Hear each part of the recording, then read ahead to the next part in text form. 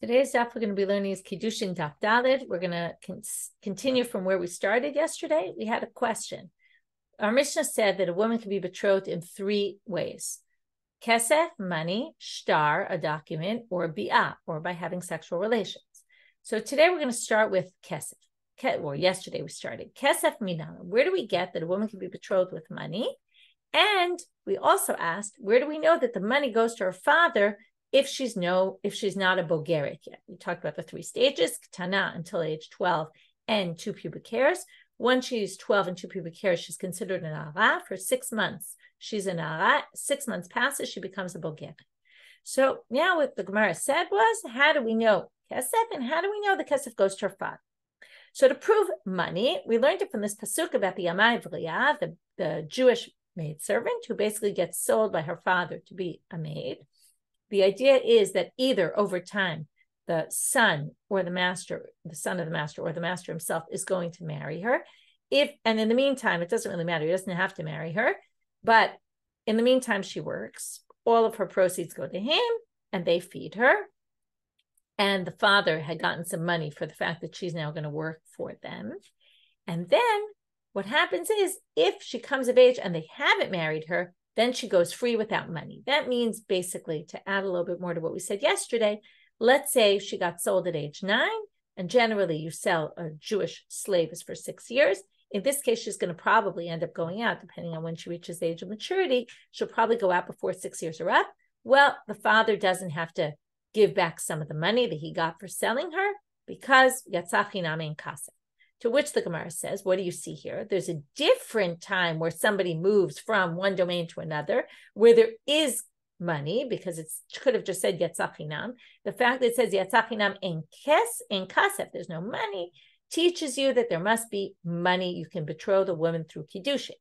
To which the Gemara said, how do we know, though, that the money goes to the father? To which they brought the pasuk, epiti natati la'ishahu. That's in the Motzi Shemra, when someone spreads, the husband says she wasn't a virgin. The father says, I gave you to her, which means if he gave her, that means he obviously gets the money. To which the Gemara said that only helps us if she's a minor. What if she's older than a minor? Then not. Meaning if she's an ara, maybe, or we don't know, right? Where will we know that from? It wouldn't be clear from that pasuk. So now the Gemara, and we brought a whole bunch of different options to try to say where we get it from. All of those options were rejected. We now go to the bottom of Daf Gimel Amud Bet. We're going to start our Daf from here. It seems to be logical that we're now going back. And where was the whole thing learned out from? From the Yamai V'liyah. Now the Yamai V'liyah, what does she do? She leaves her master and is now free. What happens with a woman when she gets betrothed? It would have to be in a way, when we talk about this money, in a way that's similar to the woman leaving her master. How would that be? A woman leaving her father, which would then include an ara, and it would mean a woman leaving her father. The father actually would get money in this case. Whereas when she leaves the master doesn't get any money. But in the case of Kiddushin, the father would get the money. So that's why they're saying it would have to be a leaving that's similar, which would mean that she's leaving her father, and therefore it would be that the father would get the money. But the Gemara says, but wait, halo damya hayitzia lahayitzia. They're not exactly the same type of leaving, for many reasons you could say. But why? Because in this way, hatam nafkale mirashut adon legamri. When she's a slave, she leaves his house, or a servant for him. She leaves his house entirely. Okay? She's now totally free. When she gets betrothed, we're saying she leaves her father, but she doesn't leave him entirely because she's only betrothed. Remember, that's only the first stage. The second stage is marriage, but the first stage is betrothal, where she's still living in the father's house and she's still under his domain. She's still missing the Mesirah L'Chuppah. She hasn't left him entirely. So you can't say that they're compared completely, which would then mean the money goes to the father. So we're still left without an answer to that question. But this problem will be rejected and we'll be left with this answer, because we could say, there is some element where she leaves his domain. I can't really say entirely because it's not really entirely, but she does leave his domain, meaning, what is it? He can nullify her vows. Now, who nullifies her vows when she's betrothed? I'm going to read it right now. Ditnan, as it says in the Mishnah, we learned this already in Nidarim, and it came up in Ketubot and Yevamot. When she's a betrothed woman, The father is not allowed to annul her vows on his own. He can only do it together with her future husband, her fiance. So because of that, she's already left his domain because he no longer has complete authority over her. So now we say, so that's our answer. We have an answer, kesef. And how do we know the kesef goes to the father, even if she's a na'ara? And we learned that from the amai v'liya, because it has to be a way that she's leaving that's similar to the father. In both cases, by the way, the amai v'liya happens when she's a na'ara. We're going to get to that right now. And you could also maybe say, Tosfot actually suggested, says how Rabbanit Michelle explains that, but then changes a little bit that the proof of how these two are similar is because she leaves when she's a na'ara. And therefore, this also must be happening when she's a na'ara because they're compared. Now the Gemara says, but now we're going to have a big problem with this drasha. We darshaned it all. We based our whole thing on this drasha, yatzah chinam in kasef. But they say, how could you say it's coming for this drasha? It's needed for a different drasha. Now, once you need something for a different drasha, you can't learn two things from it at the same time. That's a rule of drasha. We need it for the following braita. Ditanya says in a braita, yatzah chinam elu yemei bagrut. In kasef elu yemei na'arut. This is going to be a very hard braita to understand. We're going to understand it as simply as we can right now. Later, the Gemara is going to get into all sorts of issues and is going to have to understand it in a bit of a different way. But yatzah chinam means, when does she go free? When she's a bogeret, when she reaches that final stage. In kasef elu yemei na'arut. She doesn't only go free when she's a bogeret, she actually goes free at an earlier stage of na'arut. Later, we're going to say, well, then she leaves at na'arut, not bagrut. What are you talking about? Right now, we're going to just assume it means she leaves at bagrut and even at na'arut. Okay, again, we're going to have to figure out how this works. But right now, we're going to put this aside. We're going to get back to it later. What we're saying right now is this braita says that we use these words to learn something else. What age does the woman leave the master? At the age of na'arut, okay, and bagrut. So now, Ravina is going to explain why we can have both. Imken, now this is classic. You're not allowed to learn two things from one pasuk unless the wording is written a little bit differently than it could have been written some other way. And then we have two drashot that we can say. So what could it have said? This is going to be a little bit of a strange one. Im ken lemakha ein kasef without the yud. Aleph nun. Okay, now nobody spells ein in that way, but what they're going to say is there's an extra yud. My ein kasef with a yud. Ein kasef la'adon zeh, aval yesh kasef la'adon achil. The fact that it could have written it without the yud, it added the yud. The extra yud can use to be darshan something else, and that's how we can learn two different things from this pasuk. So the Gemara is not so sad. And uman nihu, and who is this? Av. It's obviously the father. To which the Gemara asks, how do you know this is what we learned? And this, how do you know that you can darshan this ain, the word ain? The word ain is a basic word. It's not meant to be darshan. It's not meant to be without a yud. So first we want to see how we know that you can darshan this word ain. To which the Gemara says, we have a precedent for it. Ditanya says in a braita, v'zera ein la. This is talking about a woman who's divorced or widowed, who is from a family of Kohanim, becomes divorced and married a Yisrael, couldn't eat truma, becomes divorced or widowed. She goes back to eat truma in her father's house under the condition she'ein la zera. She has no children. Ein li ela zara'ah. This means only if she has children. But zera zara'ah minayin. How do we know if she has grandchildren that she can't go eat in her father's house? Truma. Talmud lomar zera ein la. They darshan it from zera ein la. She has no zera. The ein teaches us ayin la. Now this is a play on the aleph and the ayin. It's written in the Torah with an aleph. We're darshaning it with an ayin. Ayin la. Ayin means look into it. Don't just look and see, does she have children, but look farther. See if maybe she has grandchildren, even if she doesn't have children. And then we're going to disqualify her from eating truma. Ve'en li ela zera kashil. And this would only apply if she has proper children, okay, meaning like not a mom zera or something. Zera pasul minayin. What if she has zera that's disqualified zera? I just want to, Rashi says like a mom zera. So how do we know that that's also going to disqualify her from going back to her father's house? Talmud lomar zera ein la ayin la. Again, look more carefully. Look beyond the obvious. Maybe she has a mom zera child, okay, a child born out right when she cheated on her husband, let's say. So now we have two different drashot from the same word, actually, which the Gemara is going to ask in a minute. But both of them show that from the word ein, we can darshan that there's something unnecessary there ayin. To which the Gemara first asked, but how can you learn two things from that pasuk? We learned grandchildren and mamzerim, or other disqualified children.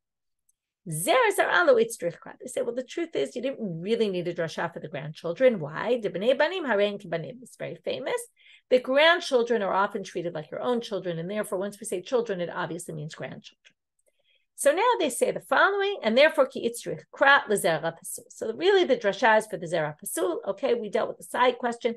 Again, we're back to the main question was, how do we know that the word ein can be darshan? We have a precedent for it from here.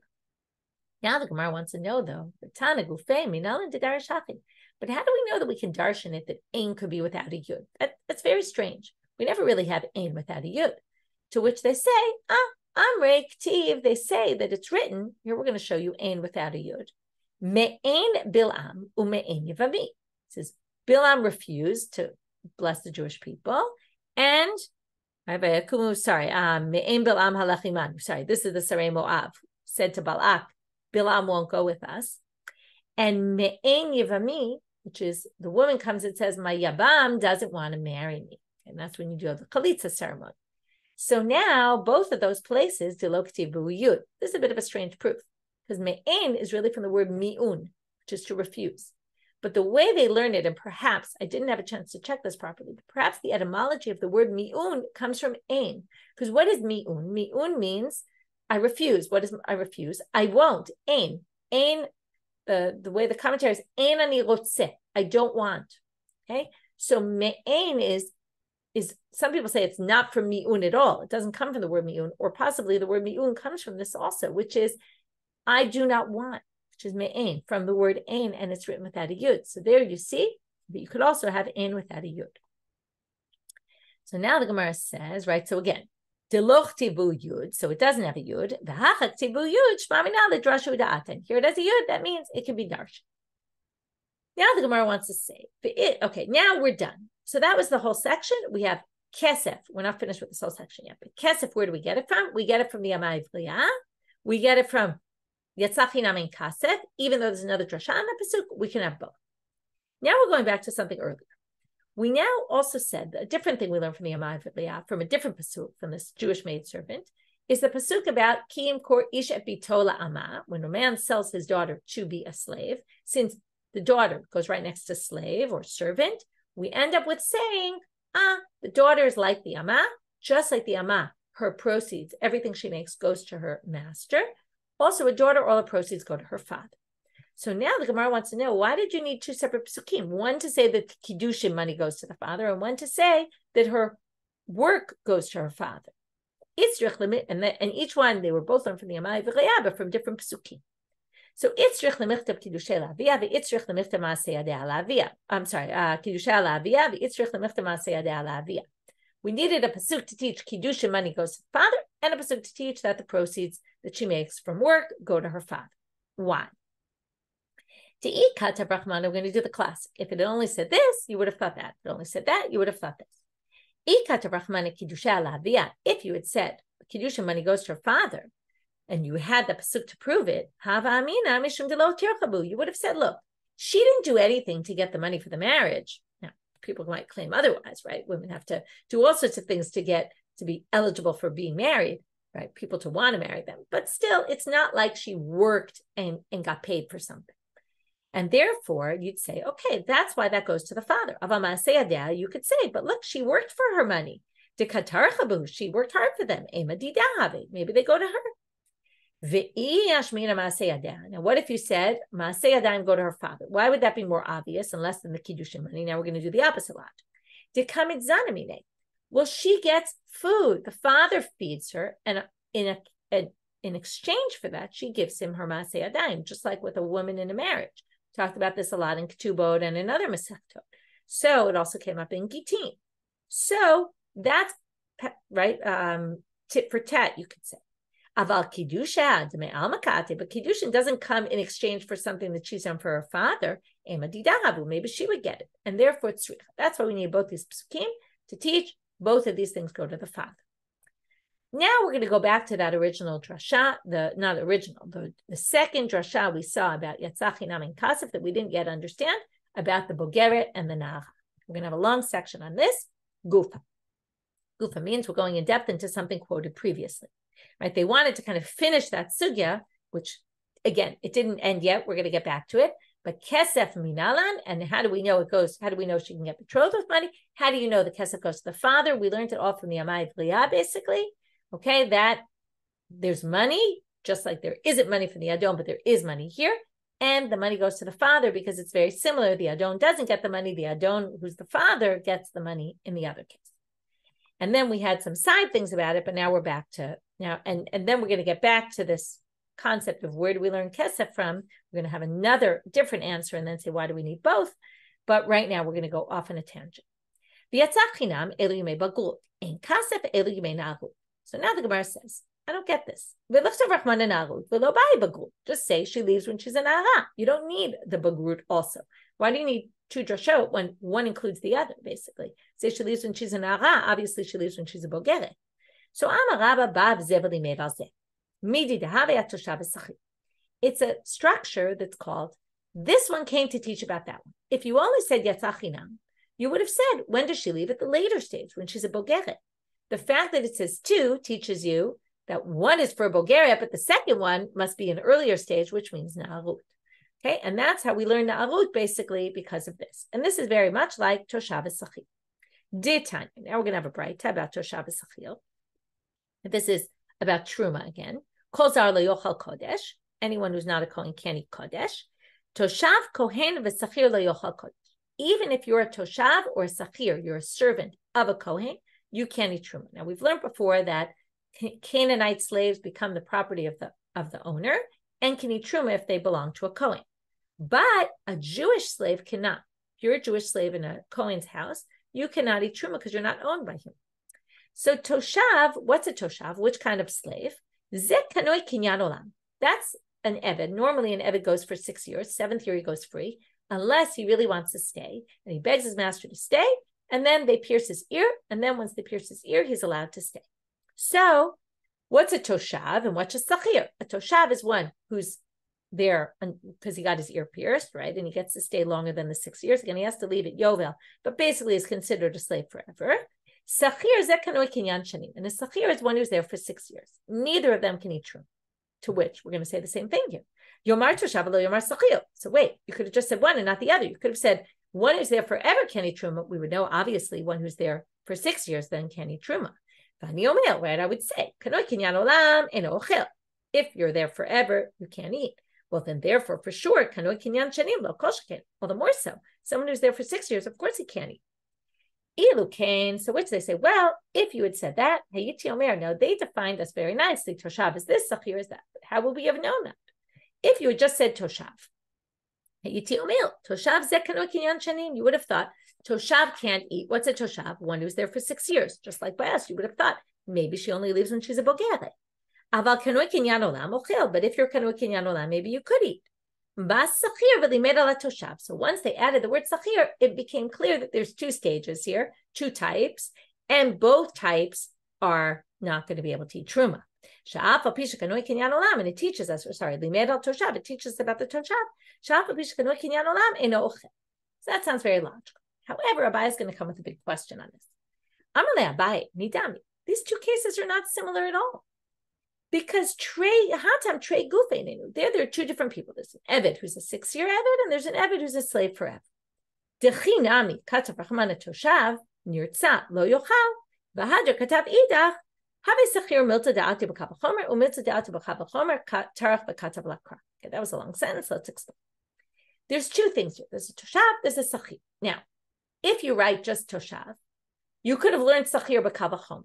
But sometimes when you write, that was what we learned already. If the longer staying one can't eat truma, obviously the shorter staying one can't eat truma. But you could have learned it with a kavachomer. They're 2 different people. But sometimes the Torah teaches us something that we could have learned by a kavachomer. So even though it was kind of obvious, still they're 2 different people, and each one kind of fits in well to the pasuk. Either a toshav can't eat truma and a sachir can't eat truma. However, what's the problem with ours? Elahacha chad gufahi. This is one girl, the same girl, who, when she gets to the stage of kinaf kale benarut, when she gets to the stage of narut, she goes free. So Bagrut my baya gabe. What's she doing by him if she's a bogeret? She wouldn't be a servant anymore. She'd be freed already by then. So there is no such thing as a case of a bogeret. Whereas there could be a case of a toshav and a case of a sachil. And you could say, okay, you could learn one from the other, but okay, the Torah anyway wrote. But in a bogeret case, it's useless. She's already free by the time she's an ara. There is no bogeret. Doesn't make any sense.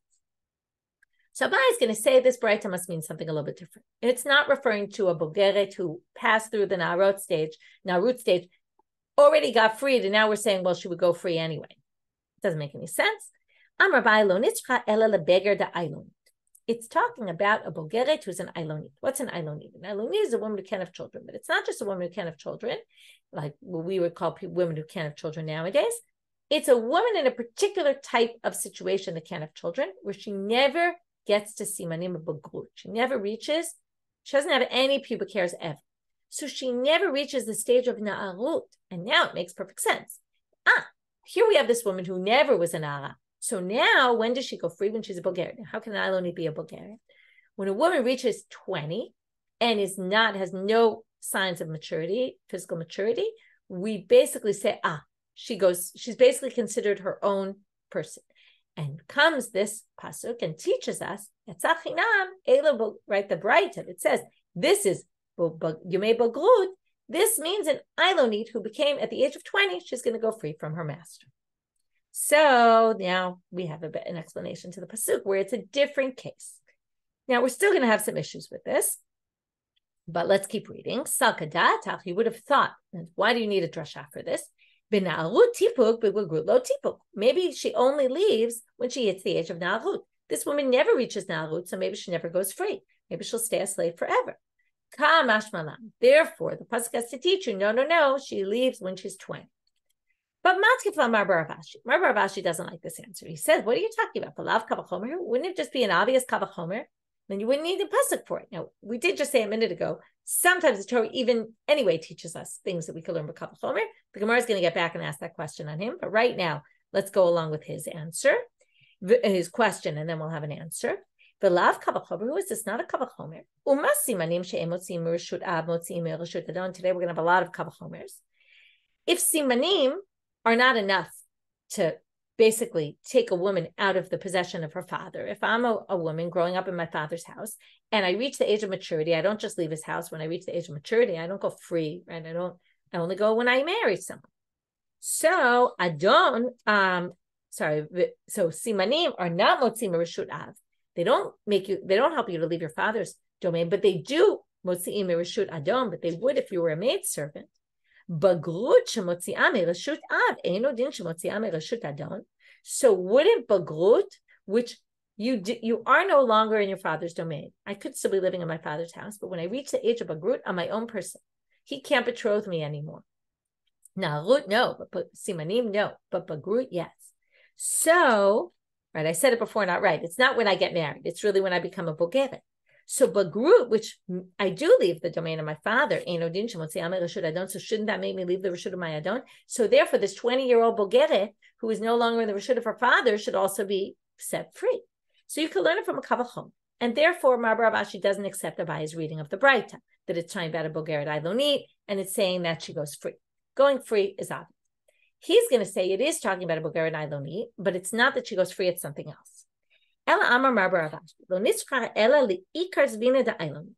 it says, if someone sells his daughter to be a maidservant or a slave, however you would call it, and she's an ailonit, the sale is a good sale. Now you might say, what do you mean? He sold her when she was minor. How did he know she was an ailonit?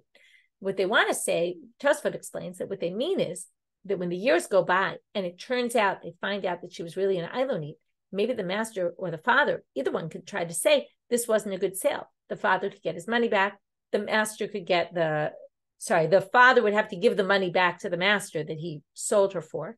And the master would have to give back all the proceeds she made to the father. And you could say the sale wasn't a good sale because she was an ailonit and that wasn't what I wanted. But it's not true. That's what he's saying. It's to teach you that there's a good sale. That's what yatzachina means. She leaves without money, meaning he can't say at the end, when he lets her go free, you owe me all this money because this really wasn't a good sale. You can't do that. You might have thought Maybe it's not a good sale if she doesn't show signs of maturity. Therefore, it comes to teach you that it's a good sale. So he basically understands this drasha is not having to do with when she goes free, and that she goes free at that age. No, it's to teach you that her sale was a good sale. That when she gets free, you can't start saying, oh, this wasn't what I wanted, and try to get money back. Okay, we're now at the top of Amud Bet, and we're going to continue on to a question of Rav Ashi, as I said we'd say before. So we started, and again, let's just get where we were at. We started with this gufa. We want to go into this braita. It doesn't really make any sense. Why mention bagrut if it's already included in na'arut? To which they said, what do you mean? Just like toshav and sachir? We said, no, that doesn't work. Toshav and sachir are two different things, two different people. Here, this is the same person. Once she passes na'arut, there's no point to talk about bagrut. She's already free. To which we said it must be talking about a bogeret ailoni. Isn't that an obvious thing? Rav Ashi says, so therefore Rav Ashi understands it differently. But what about Abaye? Why did he not think that? And also, questioning Rav Ashi. Well, Rav Ashi, Damar, Velav Kavachomer, isn't it a Kavachomer? Ha'amrina, didn't we just say Milta da'ati b'Kavachomer tarach v'katav laka? Sometimes the pasuk adds something that's a Kavachomer, and it is a different kind of. It's a different woman. It's not the same woman that reached Na'arut. This is someone who never reached Na'arut. To which they answer, a very interesting answer. That answer that sometimes the Torah just tells us something that anyway you could have learned by Kavachomer is Hanemila Hecha Deleka L'Shinui. It's when it's your last resort and you don't have any other answer. But here Rav Ashi came up with a different explanation to the Braita. He had a better way to explain it without having to say that the Torah just told us anyway something that really wasn't necessary. So it's a last resort answer that we don't use unless we have no other answer. Okay, now we're back to the beginning. So now we had this whole aside about this Braita, and we dealt with that, but the whole Braita was only there to say, how do we have this drasha, Yatzachinam in Kasef, to teach you that Kesef is done by Kiddushin, when there's another drasha in a pasuk, and then we said, because there's the extra yud. And then we had to prove, how do we know there really is an extra yud? And we went into that. Now the Gemara wants to say, but wait a minute. Tanya, my telamehach. There's a different a different Tana who learns where we get Kesef Kiddushin from somewhere else, from a very good pasuk, a more relevant pasuk, you would say. Tanya ki yikach ishi sha'uvala, and we already saw this on Daf Bet, the first Daf of the Masechet.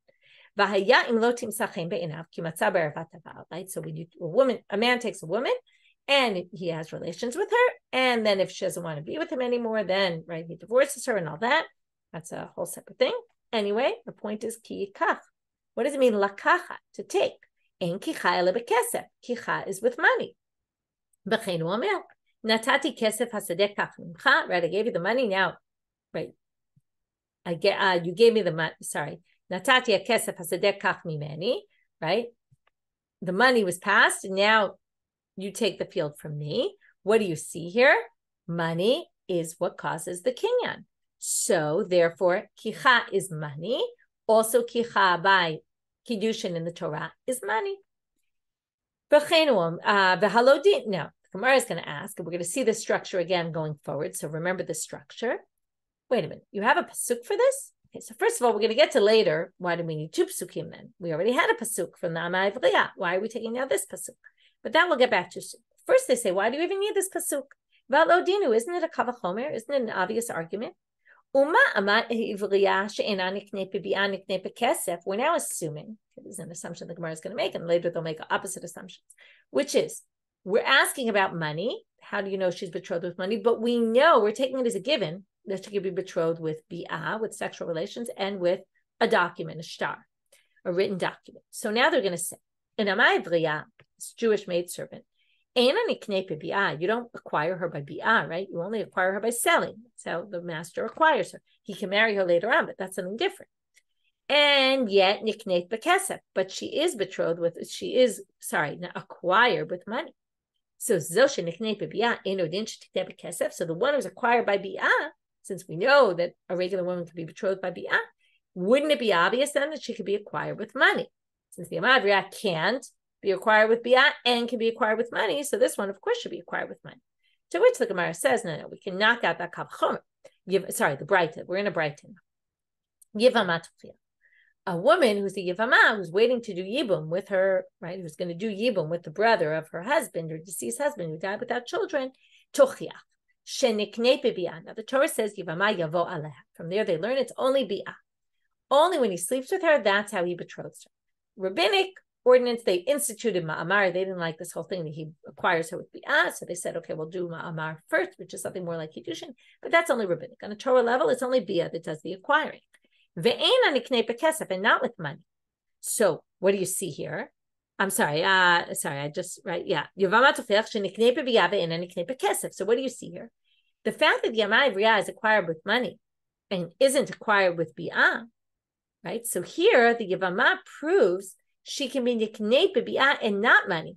So you can't say, oh, just because the regular woman is Niknei Bi'ah, it must be that money also works. Because here we see someone, here's an example of someone who money doesn't work and Bi'ah does work. So that doesn't prove anything. So he knocks out the Kal Vachomer. But the Braita continues and says, what do you mean? We can knock out the knockout of the Kal Vachomer and be left with the Kal Vachomer. Why? Mali Yavama shekanei Niknei B'shtar. A Yivama can't prove that it's not the Bi'ah that gives her the strength to be able to say you can do Kesef also. Because the Yivama can't do Shtar either. And since a regular woman can be betrothed with Shtar and with Bi'ah, it proves that it could be that because a regular woman can be betrothed with Bi'ah, she actually could then be betrothed with money. And the Yivama doesn't prove anything because she can't be betrothed with Shtar, maybe whatever's preventing her from being betrothed through Shtar could, or being married through Shtar could also prevent her from being married through money. And therefore, the Yivama is totally irrelevant to our discussion.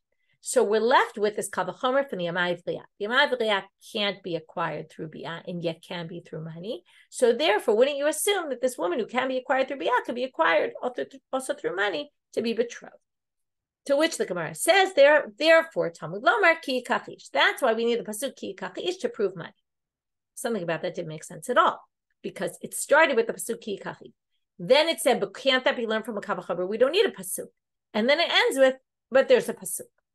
So even though we questioned the Kal Vachomer, in the end we rejected the question again, saying we were left with the Kal Vachomer. To which, we're going to get back to this exact structure soon. And again, to which the Gemara says, Ha lama likra, I don't understand the Braita. Why do you need the pasuk at the end? You have the Kal Vachomer, ha'at yala. We already learned it from a Kal Vachomer. Amar Rav Ashi, so Rav Ashi comes and says, Mishum de'ika lameimar, mi'ikar dedina pircha. We could say that really this Kal Vachomer was messed up from the beginning, meaning it was wrong from the beginning. Why? Well, you learned it from the Amai V'liya. But wait, the Amai V'liya leaves with money. How does she leave with money? Didn't we just say she goes without money? Well, that's when she becomes a Na'ara. What if the father of this woman, the daughter, who he sold to be a slave, all of a sudden ends up, why does he do it? He has no money. All of a sudden he has money. He buys her back. He can buy her back. Let's say she's 10 years old. He can buy her back. So she can leave slavery with money. So Tomar Bezo she'eni yotza b'kesef, but a regular woman can't leave a marriage by money. So you could say the Amai V'liya, not niknei b'bi'ah, but is niknei b'kesef, but she also can leave the kesef. So she's got all different rules to her, in which case you can't learn a Kal Vachomer. And that's why Talmud Lomar Ki Kachish. And that's why in the end you need the pasuk. Now, what are we left with to deal with? Well, in the end, we have two psukim now to teach that you can betroth a woman with money.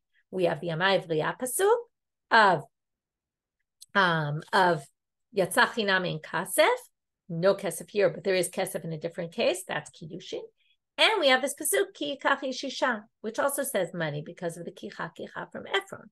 So, Itzrich Lemichtav Yatzah Chinam, the Itzrich Lemichtav Ki Kachish, we need that pasuk, we need this pasuk, why? If you had just said Ki Kachava Mina Kiddushin, Diav Labal Didahav, you would have thought that when you say Ki Kach, what might you have said? A man goes and wants to betroth a woman who says the father's not anywhere in the picture. Sounds like he would acquire the woman by paying her money. Right? It would go straight to her, the money.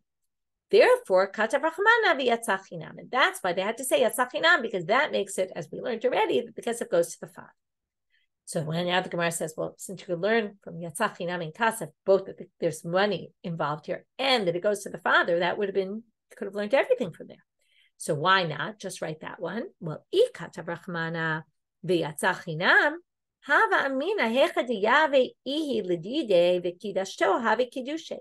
You would have thought if you just had Yasachinam in Kasef, you would have thought perhaps that if she gives him the money, okay, all along we've been talking about the woman is acquired by the man. But what if she gave him the money and Kidashto, and he betrothed her through her money? How could this possibly work? So we talked before about how there's two ways to look at the case of Kiddushin.